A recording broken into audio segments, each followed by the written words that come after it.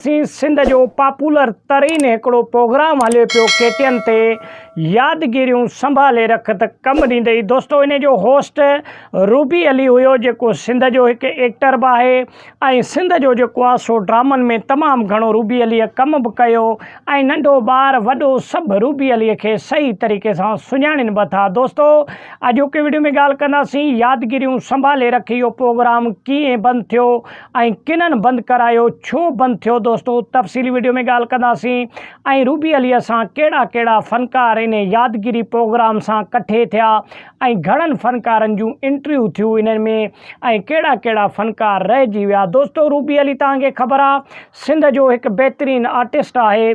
उन खोड़ सारा ड्रामा ऐं फिल्मनि में बि कमु कयो रूबी अलीअ ऐं सोशल मीडिया ते बि रूबी अली हर वक़्तु मशहूरु रहंदी आहे ऐं हर वक़्तु उन जो को न को वीडियो या फ़ोटो वायरल थींदो रहंदो आहे। दोस्तों रूबी अलीअ केटियन ते तमामु बहितरीनु प्रोग्राम होस्ट कया जंहिंमें मुमताज़ मौलाई थियो, जंहिंमें निघत नाज़ थियो या ॿिया वॾा वॾा फ़नकार हुया जिन्हनि सां रूबी अलीअ इंटरव्यू कया।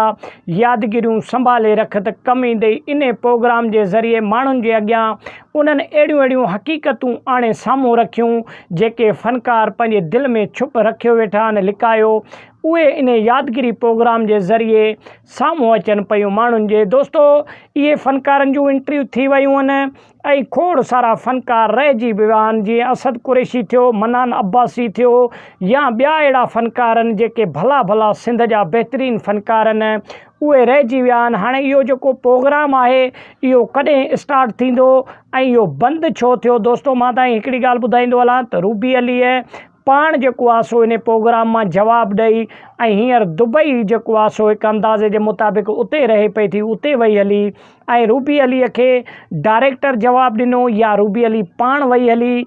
तफ़सीली वीडियो में ॻाल्हि कंदासीं ऐं उन खां अलावा तव्हांखे छा थो लॻे जेके ॾिसण वारा आहियो, छा रूबी अलीअ जो इहे प्रोग्राम यादगिरियूं संभाले रख कमु ॾींदई, इन खे अॻिते हलणु घुरिजे या इन प्रोग्राम खे इते ख़तमु कयो वञे। कमेंट सेक्शन में लाज़मी तव्हां पंहिंजो रायो ॾिजो ऐं इंशाअल्लाह तव्हांजे लाइ डिटेली वीडियो नेक्स्ट खणी ईंदासीं। वीडियो किथां सुठो लॻे लाइक ऐं शेयर कयो, चैनल खे सब्सक्राइब कयो।